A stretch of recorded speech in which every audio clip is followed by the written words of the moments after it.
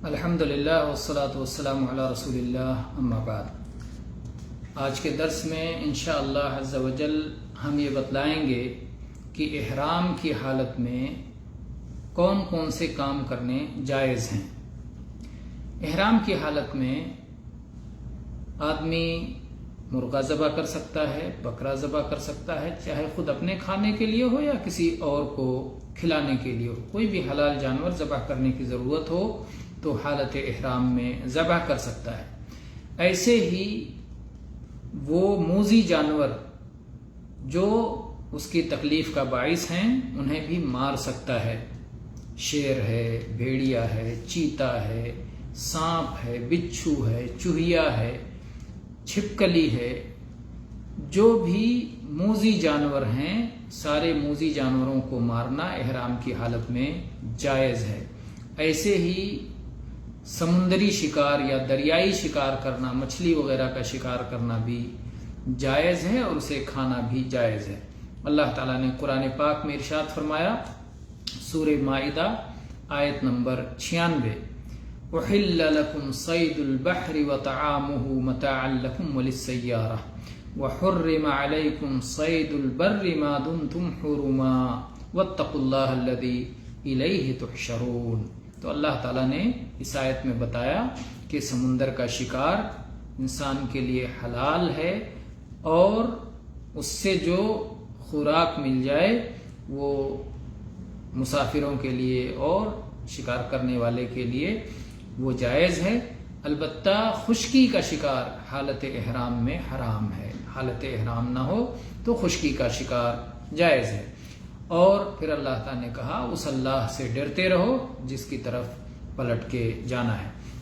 اور عائشہ رضی اللہ عنہ کی حدیث سے فرماتی ہیں کہ اللہ کے رسول صلی اللہ علیہ وعلی آلہ وسلم نے ارشاد فرمایا، خمس فواسق یقتلن فی الحرم، العقرب والفأر والحدی والغراب والکلب العقور۔ یہ متفق علیہ حدیث ہے، صحیح بخاری میں 1829 نمبر پر اور صحیح مسلم میں 1198 نمبر پر ہے کہ 5 نافرمان جانور ہیں، فاسق جانور ہیں جنہیں حرم میں بھی قتل کرنا جائز ہے۔ حرم میں بھی انہیں قتل کیا جائے گا، انہیں حرم میں بھی بخشا نہیں جائے گا۔ بچھو ہے اور چوہیا ہے، چیل ہے، کوا ہے اور کاٹنے والا کتا ہے۔ اسی طرح سے محرم کے لیے احرام کی حالت میں غسل کرنا جائز ہے، اپنا سر دھونا جائز ہے، اپنے کپڑے دھونا جائز ہے، اپنے کپڑے تبدیل کرنا جائز ہے۔ احرام میں جو چادریں پہنی جاتی ہیں جتنے بار چاہیں اسے تبدیل کر سکتے ہیں۔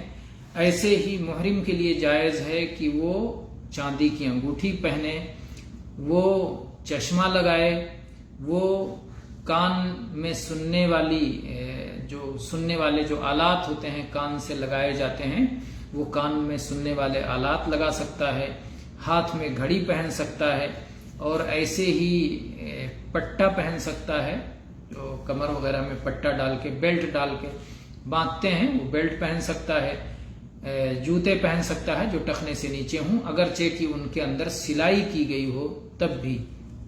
اسی طرح سے اگر زخم لگ جائے تو زخموں پہ مرہم لگانا، یا اسی طرح سے انجیکشن لگانے کی ضرورت ہو تو انجیکشن لگانا، اور ایسے ہی بلڈ ٹیسٹ کرنے کی ضرورت ہو تو خون نکال کر کے بلڈ ٹیسٹ کرنا، یہ ساری چیزیں احرام کی حالت میں جائز ہیں۔ ایسے ہی احرام کی حالت میں خوشبو سونگھنا، پھول سونگھنا یہ جائز ہے۔